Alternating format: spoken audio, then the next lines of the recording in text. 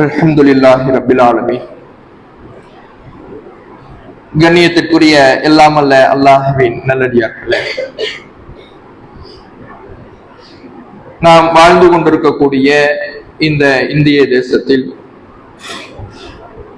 ஜனநாயக தன்மையும் மதச்சார்பற்ற தன்மையும் மறக்கடிக்கப்பட்டு சிறுபான்மையின மக்களுக்கு எதிரான ஒரு ஆட்சியாக இன்றைய இந்த பாசிச மத்திய பாஜக அரசனுடைய ஆட்சி சென்று கொண்டிருக்கிறது. இப்ப இது போன்ற ஒரு சூழலில் அவர்கள் பல்வேறு விதமான சிறுபான்மையின மக்களுக்கு எதிராக, குறிப்பாக முஸ்லிம்களுக்கு எதிரான பல்வேறு விதமான நெருக்கடிகளை சட்டத்துறையை தங்கள் கையிலே வைத்துக் கொண்டு சட்டங்களை இயற்றக்கூடியவர்களாக, தீர்ப்புகளை வழங்கக்கூடியவர்களாக இருந்து வருகிறார்கள். அதில் பாபர் மசூதி அதை நியாயத்துக்கு அப்பாற்பட்டு, சட்டத்துக்கு அப்பாற்பட்டு கூட்டு மனசாட்சி என்கின்ற மக்கள் விரோத போக்கின் அடிப்படையில அதை கையகப்படுத்தி தற்பொழுது அங்கே கோவில் கட்டி கொண்டாடி வருகிறார்கள். இந்த தைரியத்தை அரசே இது போன்ற மக்களுக்கு, இது போன்ற இந்துத்துவத்தினருக்கு வழங்கிய காரணத்தினால அவர்களுடைய பார்வை இன்றைக்கு பல பள்ளிவாசல்களை நோக்கி திரும்பி இருக்கிறது.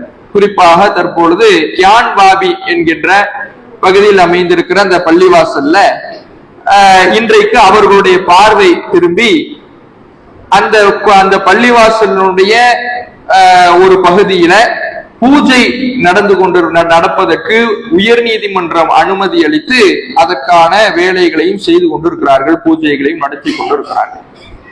இப்படி தொடர்ச்சியாக பள்ளிவாசல்களையும் நம்முடைய வழிபாட்டு தலங்களையும் அபகரிக்கக்கூடிய ஒரு வேலையை இந்த பாசிச அரசு சட்டத்துறையை தங்கள் கையிலே வைத்துக் கொண்டு அநியாயமாக பறித்து கொண்டிருக்கிறது.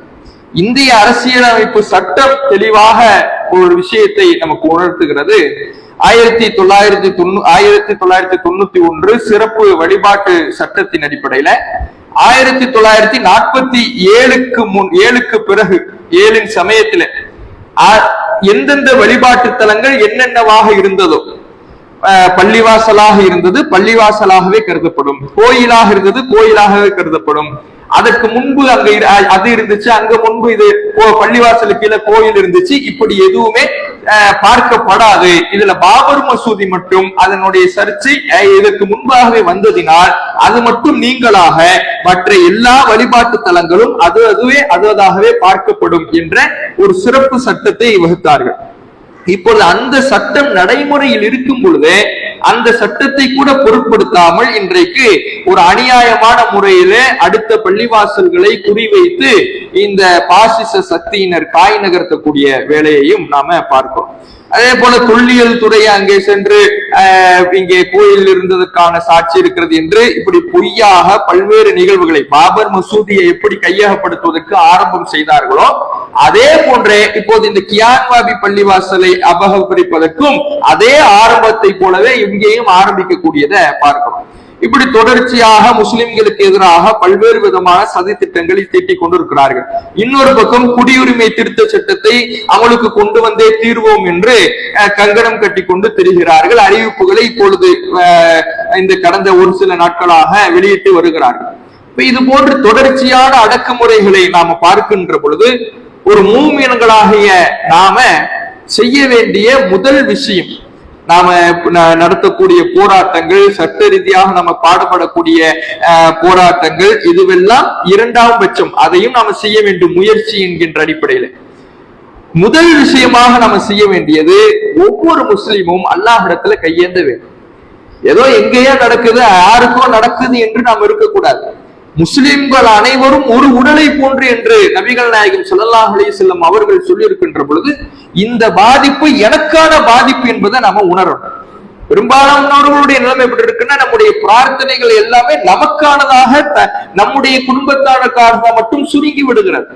ஆனால் அதோடு மட்டும் இருந்து விடக்கூடாது. நம்முடைய ஒவ்வொரு முஸ்லிமும் ஒவ்வொரு நபரும் அல்லாஹ்விடத்துல கையேந்த வேண்டும்.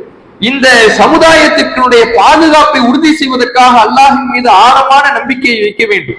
அல்லாஹ் திருமறை குர்ஆனிலே குறிப்பிட்டு காட்டுகிறார். இந்த கெட்டவர்களுக்கு, இந்த தீயவர்களுக்கு, அநியாயக்காரர்களுக்கு எல்லா விதமான நன்மைகளையும் நம்ம திறந்து விடுவோம். அவர்களுக்கு எல்லா விதமான வாசல்களையும் அவருக்கு திறந்து விடுவோம். அவங்க நினைச்சதெல்லாம் நடக்கும். அவர்கள் நம்மை அடக்குமுறை செய்வார்கள், அவர்கள் நமக்கு எதிராக அநியாயங்களை செய்வார்கள், வாய்ப்புகள் எல்லாம் அவர்களுக்கே கைகூடி வரும். பாபர் மசூதியை கைப்பற்றி ராமர் கோயிலை கட்டுவோன்னு முடிவு செஞ்சாங்க, அது மாதிரி கட்டிட்டு போயிட்டாங்க. இப்படி எல்லா விதமான வாசல்களையும் நாம் அவர்களுக்கு திறந்து விடுவோம். ஆனால் கடைசியில அவர்களை பிடிக்கின்ற பிடி என்பது கடுமையாக இருக்கும். அல்லாஹ் விட்டு பிடிப்பான்.